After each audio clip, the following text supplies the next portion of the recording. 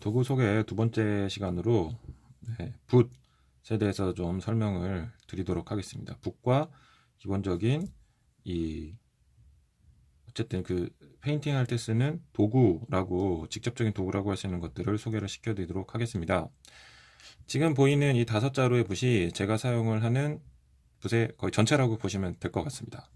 어떤 붓을 사용을 하고 있느냐, 일단은 브랜드라고 하기도 뭐한데, 저는 이제 눈치채신 분들 계시겠지만 지금 잘 브랜드명이 잘 안 보이긴 하는데, 다 이 빨간색 붓대, 그 다음에 이제 검은색 붓대, 다 이 세필 제외하고는 다 국산 화홍 제품이고요. 화방에서 흔히 가장 쉽게 가장 저렴하게 구할 수 있는 붓이죠. 이제 고가의 단비털이나 인조모라 하더라도 더 고가의 바바라나 이런 그 붓이 더 좋냐 안 좋냐 갑론을박이 피규어 페인터들 사이에서도 있었던 적이 있는데, 글쎄 저는 아직까지는 이제 고가의 털이 정말 더 효과가 있는지 없는지에 대해서는 몸소 체험을 해본 적은 없고요. 오히려 저는 이제 제 생각에는 붓끝이 많이 상하고 붓면도 상하고 여러 가지 이제 붓은 이제 계속 사용하다 보면은 상하기 때문에 오히려 이제 저렴한 곳을 자주 바꿔가면서 사용하는 게 더 낫지 않겠나라는 좀 생각을 가지고 하고 있습니다. 그래서 예전부터 그렇고 지금도 그렇고 이런 국산 붓을 주로 사용을 하고 있고요. 이 지금 라이닝용으로 거의 사용을 하고 있는 이 극세필, 지금 영영호인데요. 영영호 같은 경우에는 현재 사용하는 거는 이제 마찬가지로 국산 루벤스 제품인데, 요건 이제 콜린스키 시리즈라고 그래서 약간 고가로 나왔어요. 근데 이게 가격이 그렇다고 해서 아주 비싼 건 아니고요. 지금 이 붓모 같은 경우에도 인조모인 것 같아요. 네, 정확하게 모르겠습니다. 좀 더 좋을 것 같아서 샀는데, 어쨌든 간에 이런 일반 인조모는 영영호까지 안 나오기 때문에 얼마 전에 이제 화방에 갔다 있어서 구매를 했고요. 아주 품질이 좋지는 않습니다. 예, 이런 영영호 언더에 라이닝용이나 53mm 피규어에 눈동자 표현을 한다든지 하는 붓은 그것만큼은 약간 고가의 붓을 사용하시기를 좀 권장을 해드리고 싶습니다. 아무래도 이제 붓끝으로 모든 작업을 다 해야 되고, 그 다음에 이제 붓이 머금고 있는 도료의 양, 이게 상당히 중요하기 때문에 그때만큼은 조금은 그래도 고가의 붓이 조금 능력을 발휘를 하는 것 같습니다. 어쨌든 간에 근데 현재 저는 구매를 했기 때문에 이 붓을 사용을 하고 있고요. 하지만 이제 고가의 붓도 보유는 하고 있습니다. 아직 뜯지를 않았습니다. 네. 그 이제 몇 호의 붓을 사용을 하냐라고 했을 때, 일단 가장 큰 거부터 설명을 드리면 이 평붓 1호입니다. 1호 평붓이고요. 53mm 기준으로 말씀을 드린 겁니다. 53mm 페인팅을 할 때 이 정도만 해도 충분히 넓죠. 기본색을 올릴 때 정도 사용을 하고 있습니다. 그 다음이 환붓 3호입니다. 이 3호도 역시 기본색을 올릴 때 사용을 하고 있고요. 그 외 용도로는 잘 사용을 하지 않는데, 예를 들어서 좀 덩어리검이 굉장히 큰 피규어다라고 할 때는 1차적인 덩어리 명암을 표현할 때도 가끔 사용을 하고 있습니다. 어쨌든 기본색 용도, 기본적으로는. 그 다음에 이제 2호 한붓입니다. 이 2호 한붓으로 기본색을 올린 이후에 대다수의 명암 작업이 한 중간 정도 단계까지 명암 작업은 이걸로 다 들어간다고 보시면 되겠습니다. 이 정도 두께로 가능한가요? 네, 다 가능합니다. 왜냐하면 나중에 이제 직접적으로 페인팅의 테크닉을 설명드릴 때 이제 말씀을 드리겠지만, 이게 붓끝으로 세필로 굉장히 세밀하게 명암 표현을 하는 게 아니에요. 아크릴 페인팅은 덩어리를 잡아가고 그거보다 조금 더 작은 덩어리를 잡아가고 그거보다 조금 더 작은 덩어리를 잡아가고 하는 부분이지, 붓끝으로 명암을 일일이 다 그려내는 게 아닙니다. 그렇기 때문에 아주 그 얇은 세필을 사용할 일이 그렇게 많지가 않아요, 생각보다. 어쨌든 간에 그런 용도로 사용을 하고 있고, 또 그 다음에 이제 색이 좀 좁게 들어가는 부분에 있어서는 기본색을 올릴 때 이 2호붓을 사용을 하고 있고요. 그 다음에 가장 많이 사용을 하는 붓으로 1호 환붓입니다. 1호부터는 세필이라고 볼 수도 있겠는데, 이 1호 붓으로 중간 단계 이후의 명암들의 표현, 왜냐하면 이제 덩어리가 점점 좁아지기 때문에 면적이 좁아지면 이제 두꺼운 붓으로 아무래도 좀 이제 맞추기가 쉽지 않겠죠. 그래서 1호 붓으로 표현을 하고 있고, 뭐 사실 라이너가 필요한 대부분의 작업은 세밀한 작업도 다 1호로 해결을 하고 있습니다. 뭐 라이닝도 때로는 1호로 해결을 하는 경우도 많이 있고요. 얼굴 표현도 대부분 다 1호로 합니다.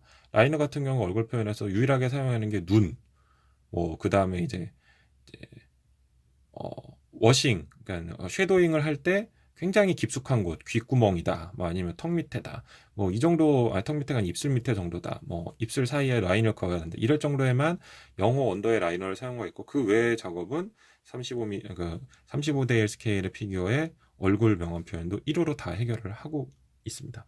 기본적으로 요 네자루에 3호서부터 1호까지의 네자루의 붓으로 대대세 작업은 다 이루어지고 있고요. 아까 말씀드렸다시피 0호 언더의 라이닝용 붓 같은 경우에는 재봉선 표현이나 눈동자 표현 정도, 그 다음에 얼굴에 아주 미세한 정밀한 쉐도잉을 할 때 정도의 이 0호 언더의 라이너를 사용을 하고 있습니다. 그 다음에 또 여기 보시는 이 코픽 멀티 라이너라고 하는 제품인데요.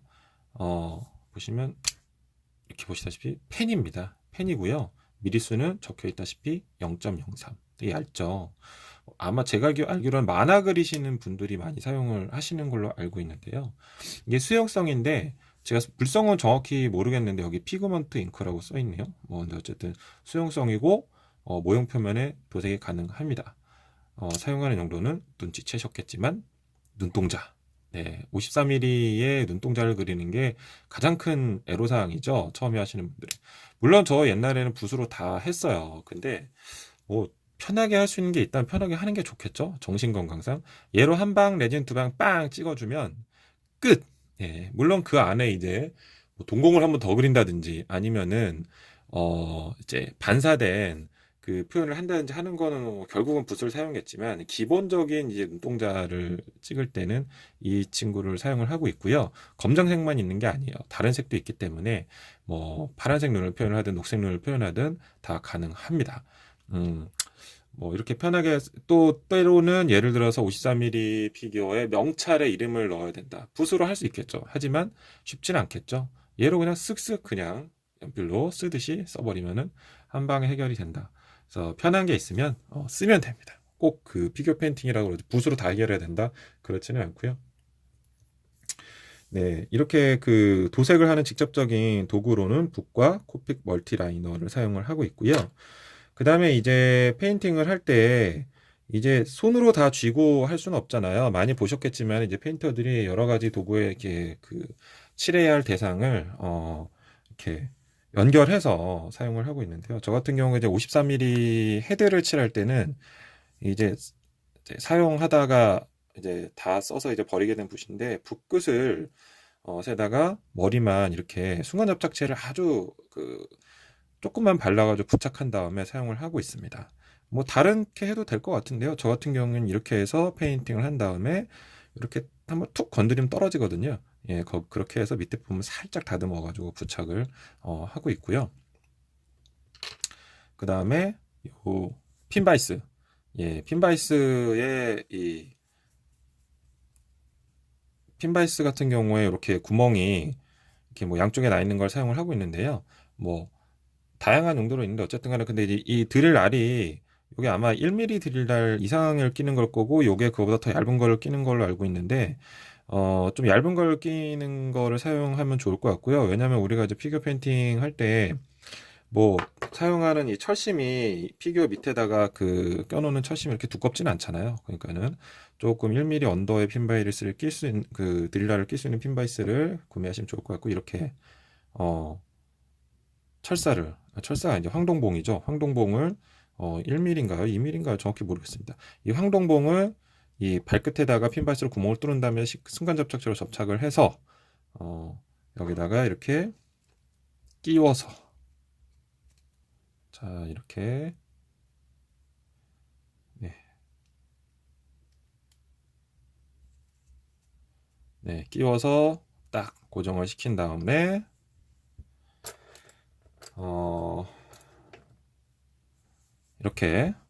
이렇게 칠을 하는 작업을 하고 있습니다. 뭐 이렇게 하시는 분들도 있고 또 때로는 무슨 코르크 뭐 마개 같은 거 그런 거를 큰 거를 구하셔가지고 거기다가 어떻게 또 고정을 하는 분들도 있고 뭐 다양한데 저 같은 경우는 이게 습관이 돼서 주로 이렇게 53mm 페인팅 할 때는 사용을 하고 있습니다.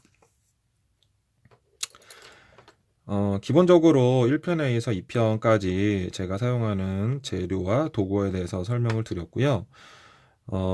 이 도구들을 통해서 지금 방금 보셨던 이 제품의 지금 상의 같은 경우에는 페인팅이 거의 완료가 된 상태고요. 하의 같은 경우에는 검정색의 베이스 코트만 입혀놓은 상태입니다. 이 상태에서 명암을 올리고 세부 표현을 하고 마무리하는 부분까지 이제 앞으로 단계 테크닉을 설명을 해드릴 예정이고요.